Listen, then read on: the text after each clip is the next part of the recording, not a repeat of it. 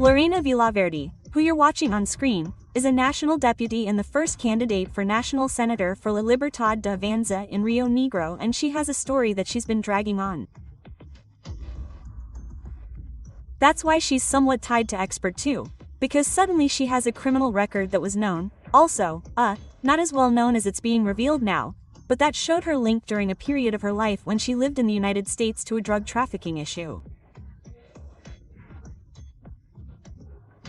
Well, this week it became known because the file began to be known that now Rod is going to give 2 or 3 very relevant pieces of information from this file that this current national deputy was arrested in the United States in Sarasota County. I'm saying it right, the city of Sarasota. In the city of Sarasota. Because with 2 companions, undercover agents from the United States found her, making a drug sale intended to arrest the buyers, which was not for consumption, it was obviously for distribution.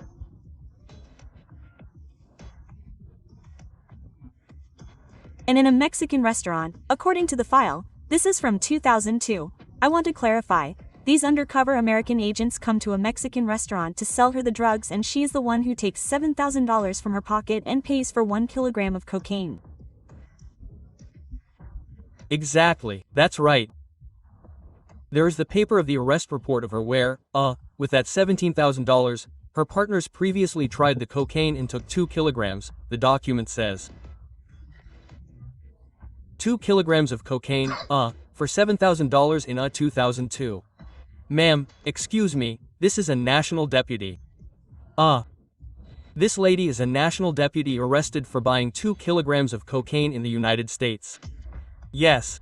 Together with 2 partners, 2 friends, Jesus Ferrer and Fabio Restrepo. And the million-dollar question is incredible, because all this was like a kind of rumor, a situation where the file is finally known.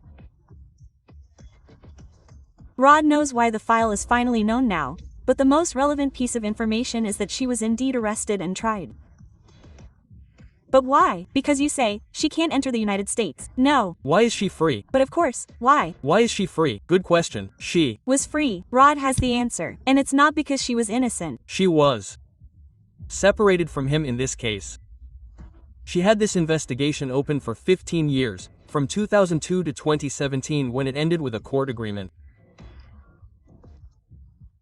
In the file when one ordered, the last order in the file in 2017 is the total destruction of all related documentation. Why? Because there were secret agreements, sealed agreements, as they say in English, between the defendant Villaverde and the prosecution, right? To try to delay, they turned you into a collaborating defendant. Now, that's very typical for American justice. We see it in movies where they collaborate and are released. Now, explain to me how this lady became a deputy. Well, because I don't know if this case was known, she arrives in Argentina and starts her life over again. She gets married. When she returns to Argentina, she returned a few years later. Okay, she gets married, has a family, and her then husband receives an email while they were processing a divorce, and it says, "Your wife is not who you think she is. She has this house because of her in the United States." Her then husband hired a private investigator in the United States who followed her, found things, found out about the Tato file, and found all this that ended up being incorporated into a divorce file in San Isidro. A file in a family court in San Isidro that has all the documentation related to Lorena Villaverde, who was arrested and tried for drug trafficking. And tomorrow morning there's a press conference, I want to imagine, where this lady apologizes and retires from politics. No, that's not happening.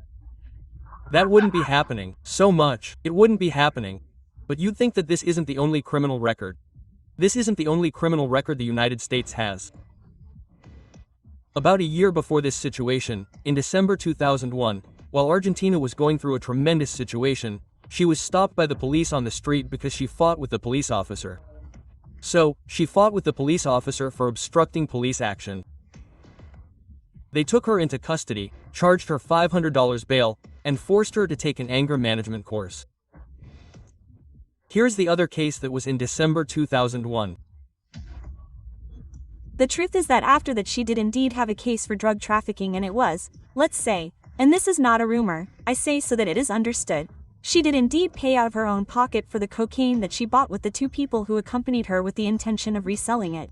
It was not for personal consumption, it was a quantity of cocaine that she had at 28 years old, that is to say, she had gone to live to try to start a life in the United States. She bought an apartment, exactly. Yes. And from there began, let's say, her judicial path that did not end with her being in prison, basically because she became a collaborating defendant. It is like saying that she became a snitch. Today she is a national deputy of Argentina and is also a candidate for senator, the first candidate for senator in Rio Negro for the Avanza Freedom List.